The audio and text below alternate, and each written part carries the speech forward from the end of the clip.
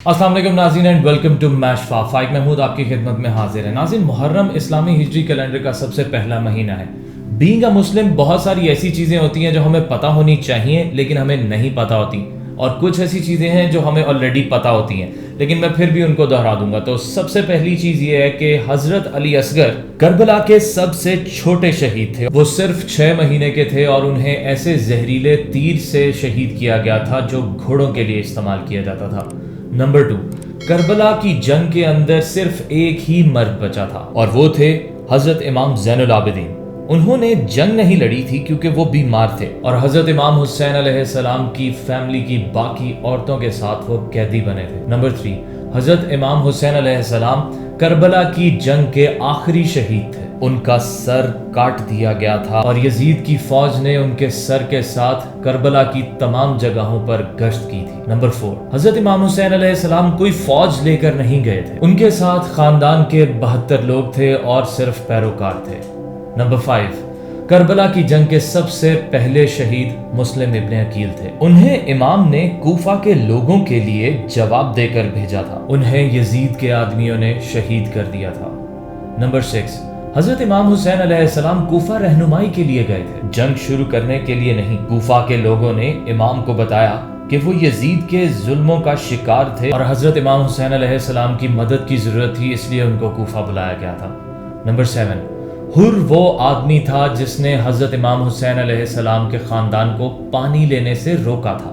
جنگ سے ایک رات پہلے حضرت امام حسین علیہ السلام کے پاس آیا اور معافی مانگی، اور بعد میں اس نے بھی حضرت امام حسین علیہ السلام کے لیے اپنی جان قربان کر دی. نمبر 8، حضرت امام حسین علیہ السلام نے کوفہ پہنچ کر زمین خریدی کیونکہ انہیں معلوم تھا کہ یہ ان کی آخری آرام گاہ ہونے والی ہے. نمبر 9، جب سفر کر رہے تھے کوفہ کی جانب تو ان کو راستے میں ایک شاعر ملا جس کا نام فرزوق تھا. شاعر نے حضرت امام حسین علیہ السلام کو کہا تھا کہ کوفہ مت جانا کیونکہ وہاں کے لوگ حکومت کے ساتھ مل کر انہیں شہید کر دیں گے.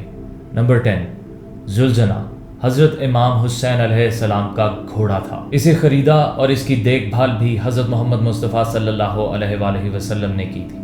تو ناظرین، دیکھا یہ گیا کہ حضرت امام حسین علیہ السلام کے غم میں رونے کے لیے ہمیں شیعہ یا سنی ہونے کی ضرورت نہیں ہے. صرف درد دل اور انسانیت ہو تو ہم پھر بھی اس چیز کا غم محسوس کر سکتے ہیں. اور اب ناظرین، کچھ ایسی چیزوں پر نظر دوڑائیں گے کہ جن چیزوں کے بارے میں ہمارا مذہب تو ہمیں ضرور بتاتا ہے لیکن 10 محرم کو یا محرم کے مہینے کے اندر ان کا موسٹلی ہم لوگ ذکر ہوتے نہیں دیکھتے. جیسا کہ 10 محرم کو بنی اسرائیل کو فرعون سے نجات ملی تھی اور فرعون کو سمندر میں غرق کیا گیا تھا، یعنی ایک قوم کی آزادی کا دن تھا. اور اسی خوشی میں حضرت موسیٰ علیہ السلام نے بھی روزہ رکھا تھا.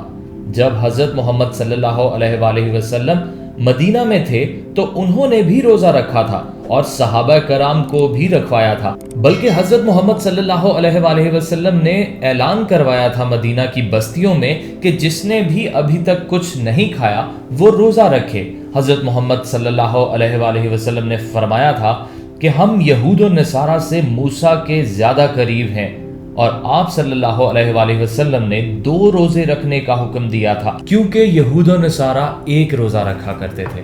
مکہ سے مدینہ ہجرت بھی 1 محرم کو ہی ہوئی تھی، اسی لیے ہجری سال کا پہلا مہینہ محرم کہلاتا ہے. تو ناظرین، جب سے یہ زمین اور آسمان، یہ پوری کائنات تخلیق کی گئی ہے، اللہ تعالیٰ کے نزدیک مہینوں کی تعداد 12 ہے اور ان میں 4 حرمت والے ہیں. ان 4 مہینوں میں جنگ و جدل، ظلم و ستم اور ایک دوسرے پر زیادتی کرنا منع تھی، اور وہ مہینے ذی القعدہ، ذی الحج، محرم اور رجب کے ہیں. اور یہ بھی بات ذہن نشین کر لیجئے کہ رمضان المبارک کے بعد اگر سب سے زیادہ روزے رکھنا افضل ہے تو وہ محرم کے ہیں. محرم کے بارے میں یہ بھی جان لینا بہت زیادہ ضروری ہے کہ حضرت آدم علیہ السلام کی توبہ اللہ تعالیٰ نے محرم کے مہینے کے اندر ہی قبول کی تھی. اور ناظرین، 10 محرم کو ہی حضرت آدم علیہ السلام اور حضرت اماں حوا کی ملاقات ہوئی تھی.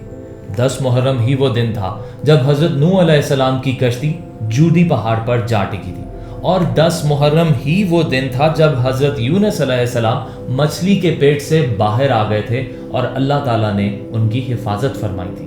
حرمت والے شہر اور حرمت والے مہینے کی حرمت تو ہم کرتے ہی ہیں، ضروری بھی ہے، لیکن کیا حضرت محمد مصطفیٰ صلی اللہ علیہ وآلہ وسلم کی حجۃ الوداع میں بتائی گئی اس بات پر ہم عمل کرتے ہیں کہ یہ حرمت والا شہر ہے اور یہ حرمت والا مہینہ، لیکن مومن کی حرمت ان سب سے بڑھ کر ہے، جس کو کربلا سے لے کر آج تک پامال کیا جا رہا ہے۔